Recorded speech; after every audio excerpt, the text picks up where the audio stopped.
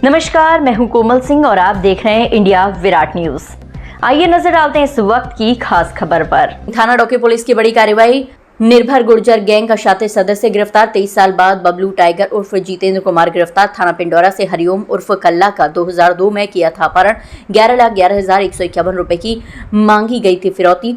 Police ने मुकदमा दर्ज कर छुड़ाई थी फिरौती। 4 लोग गिरफ्तार कर भेजे गए थे जेल, एक चल रहा था फरार। 23 साल बाद बबलू टाइगर को पुलिस ने किया गिरफ्तार।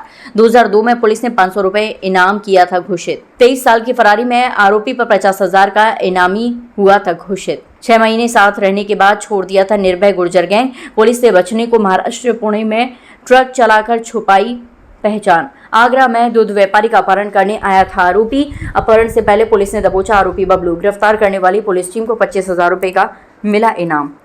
देखिए, सन 2002 में पूर्वी जोन के थाना पिढौरा में एक 364 का मुकदमा लिखा गया था, जिसमें एक वयस्क जिसकी उम्र 18 साल थी, जिसका नाम ओम प्रकाश था, उसको कुछ लोगों ने उस समय किडनैप किया था और उसके फादर से 11,51,151 रुपये रैंसम मांगे थे।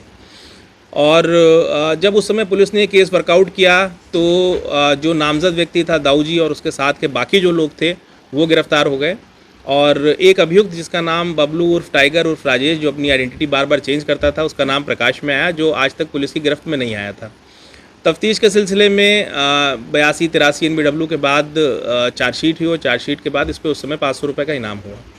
पुलिस निरंतरता से इसको ट्रेस करने का प्रयास कर रही थी। पिछले 20 सालों से लगातार पुलिस की अलग अलग टीमें इसको ट्रेस करने का प्रयास कर रही थी। डोकी पुलिस ने इसमें कामयाबी दिखाते हुए इस अपराधी को 23 साल के बाद गिरफ्तार किया है। ये कुछ और बड़ा कारनामा करने के अंजाम में था, इरादे से था, और इसकी गिरफ्तारी हुई है। इसके पास से एक तमंचा बरामद हुआ है, कारतूस बरामद हुआ है। ये कहाँ पर नाम बदलकर पुलिस देखिए, ये चूँकि निर्भय गुज्जर गैंग से जुड़ा हुआ आदमी है, ये अपनी पकड़ उठा के निर्भय गुज्जर को देता था और उसके लिए काम करता था। तो ये बहुत ही शातिर अपराधी है। ये डिफरेंट जगह पे रहा है। जितनी हमारी इससे पूछताछ हुई है, गुजरात में भी रहा है, पंजाब में भी रहा है, और ये कानपुर में रहा है, बांदा में रहा है, और इसके अलावा फिरोज़ाबाद में भी अलग अलग जगह पर ये पहचान छुपा के अपनी अलग अलग समय पर रहता था। अभी भी कोई इसकी कोई नई प्लानिंग थी सर, कोई अपहरण करने की या कुछ पूछना है, कोई इनपुट ऐसा पुलिस को मिला? हाँ, पूछताछ के दौरान इसने बताया था कि चूँकि ये हर साल या 6 महीने में अपना मोबाइल नंबर भी चेंज कर देता था, ये बहुत शातिर था।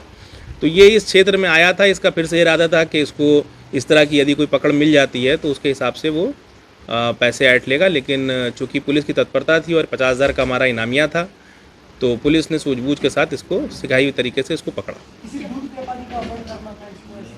हाँ, इस तरह का एक इनपुट हमारे पास था और इसने भी ये चीज़ स्वीकार की है, और निरंतरता से पुलिस चूँकि इस पर काम कर रही थी, तो काम करने पे पुलिस ने इसे गिरफ्तार किया।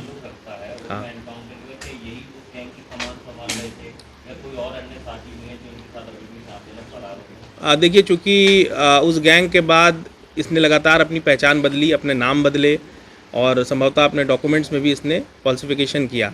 तो अब चूँकि अलग अलग नाम से ये अलग अलग समय पर रहा है, उसका पुलिस उसकी तफ्तीश कर रही है कि किस नाम से इसने किस अपराध को कहाँ पे किया है।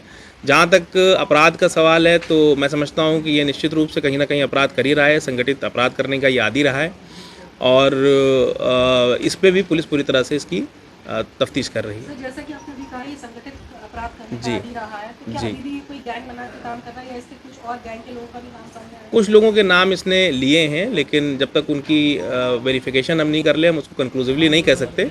उस पर हम अपनी इन्वेस्टिगेशन में वो चीज़ लेके आएंगे। यदि कोई चीज़ इस तरह की निकल के आएगी तो उन पर भी कार्रवाई होगी।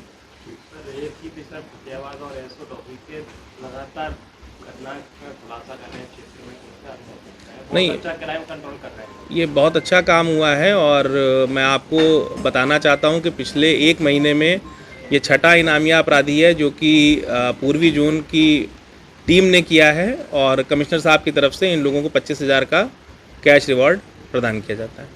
आज के लिए बस इतना ही। ऐसी ही देश और दुनिया की तमाम छोटी बड़ी खबरों को देखने के लिए जुड़े रहिए इंडिया विराट न्यूज के साथ। नमस्कार।